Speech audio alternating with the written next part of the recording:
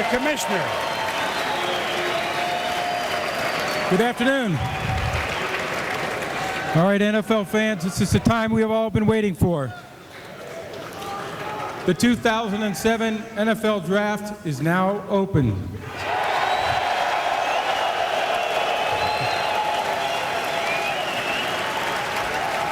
Each team has 15 minutes in the first round.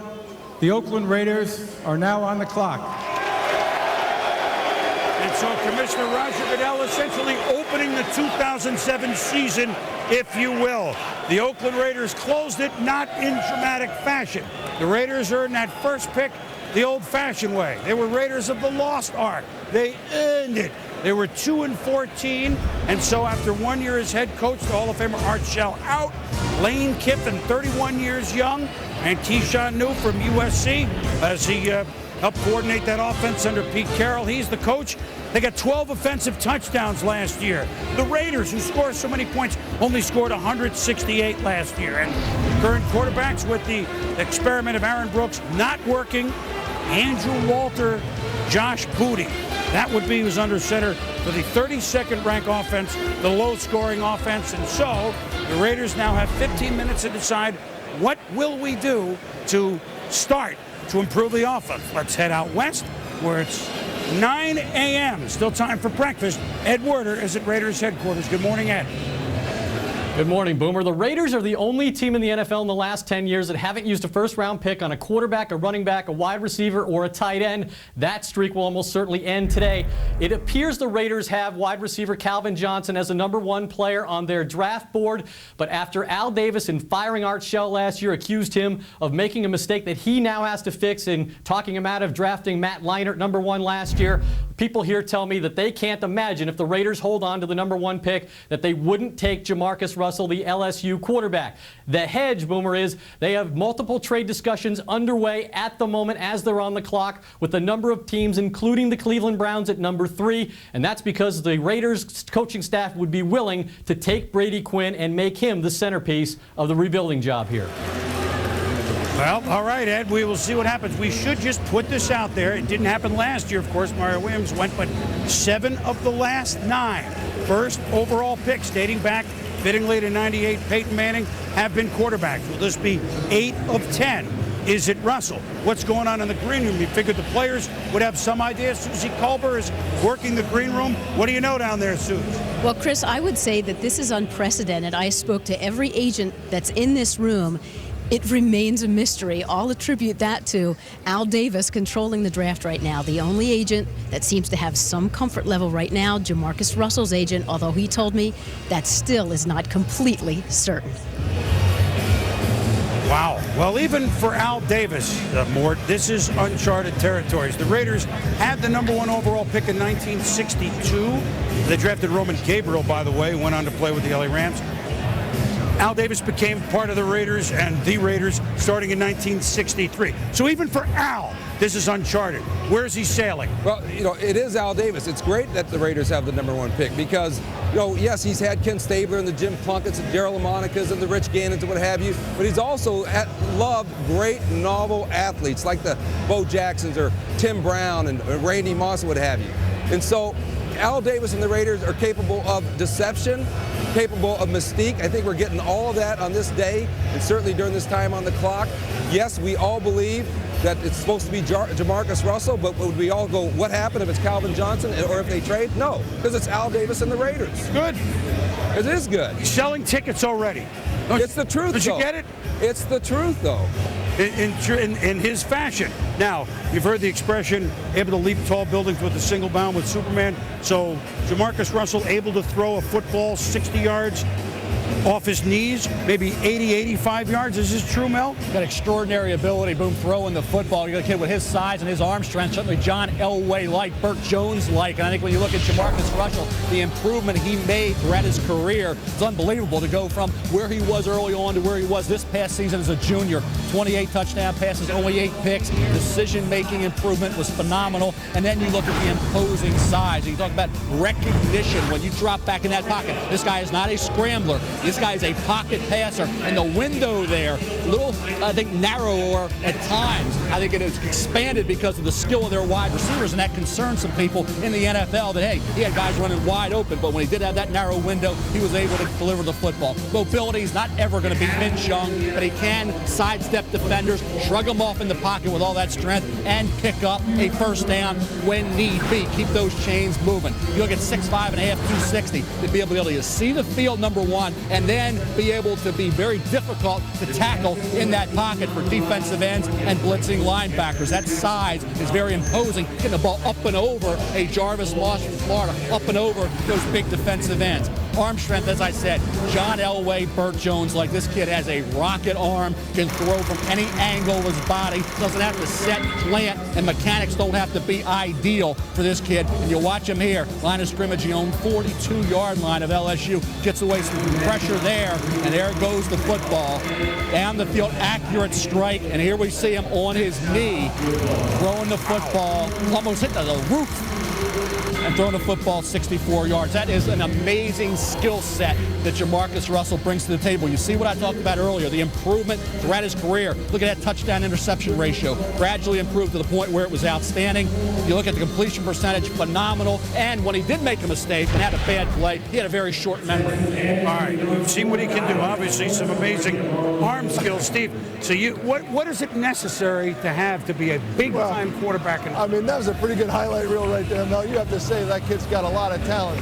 There's three things that I've seen over the years that great quarterbacks have to have, and I would not put a premium on arm strength and size, although they're important. As long as a quarterback is average and everything else, the three things that you have to have is what I call leadership moxie.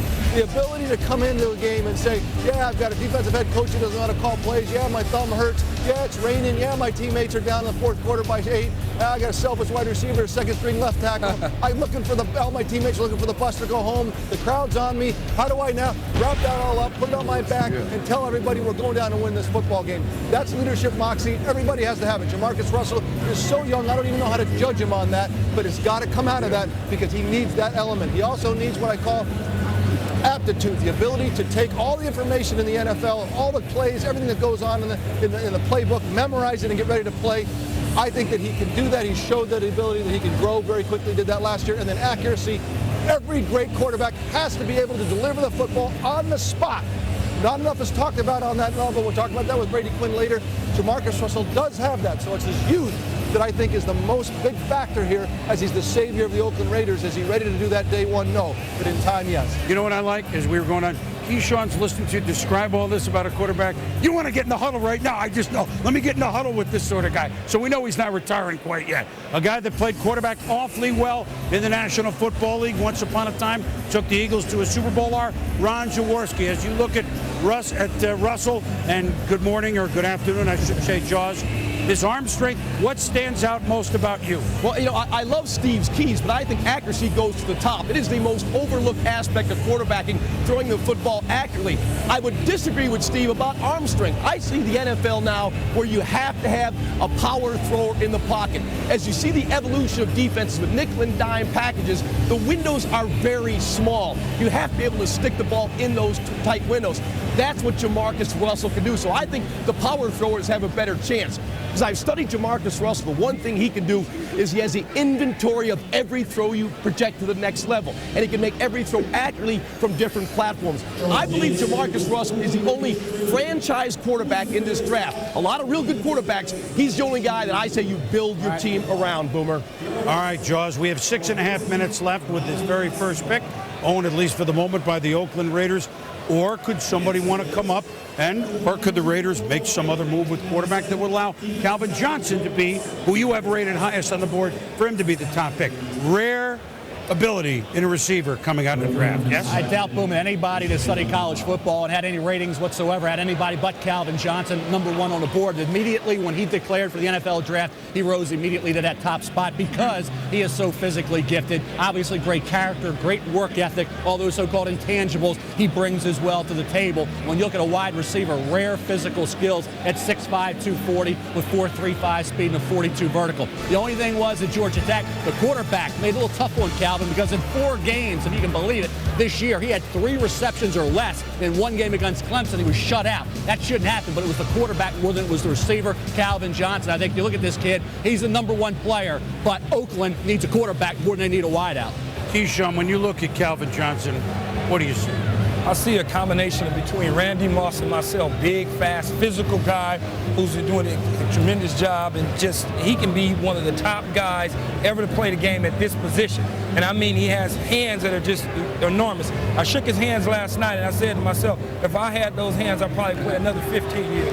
I had an evaluator tell me, Calvin Johnson, ability of Randy Moss, character of Jerry Rice. Here it is, the first pick. Okay, Raider fans, with the first pick in the 2007 NFL Draft, the Oakland Raiders select quarterback JaMarcus Russell, LSU.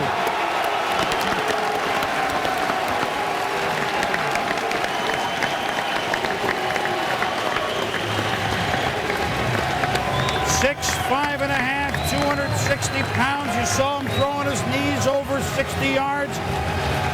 JaMarcus Russell, who last year threw for over 3,000 yards, 68%, 28 TDs and only 8 interceptions, played big in the big games, and now he's the #1 overall pick in the 2007 draft, making it 8 of the last 10 years a quarterback going #1, Mel. And you really look at this, Boone. Oakland taking a guy like Matt Leinart or Jay Cutler last year, they could have taken Calvin Johnson, but the quarterback situation the way it is right now, JaMarcus Russell is going to immediately energize that Raider Nation, that fan base, that football team on the practice field, in that locker room. 3 years from now, you could be looking at a guy who's certainly one of the elite top 5 quarterbacks in this league. And I think when you look at the difference between Brady Quinn and JaMarcus Russell, everybody says it's the superior physical ability. Brady Quinn's a big guy.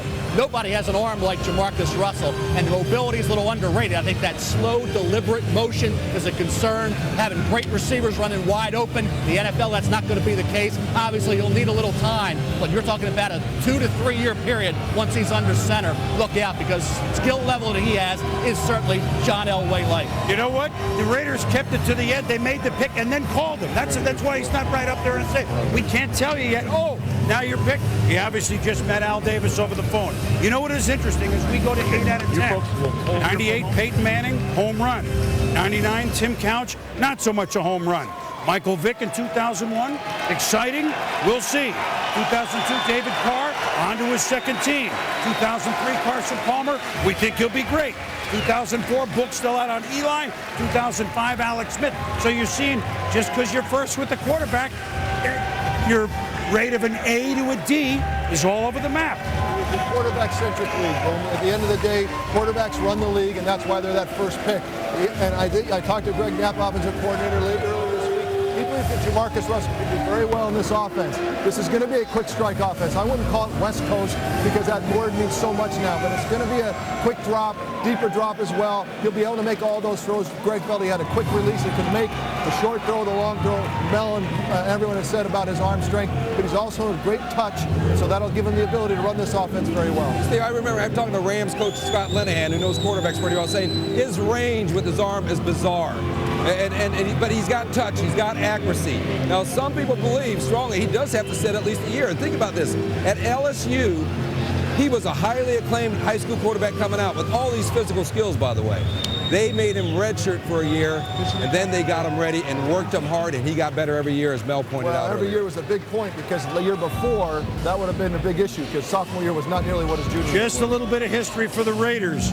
Their first, once upon a time, they got a guy who was a first-round pick, not of their own, but his name was Billy Cannon. Played at LSU. Billy Cannon was on Super Bowl teams. He becomes the 8th #1 overall pick in the draft to be a member of the Oakland Raiders. But it's the first one that they drafted themselves. Good luck. JaMarcus Russell. Is it Calvin Johnson next as Detroit is on the clock?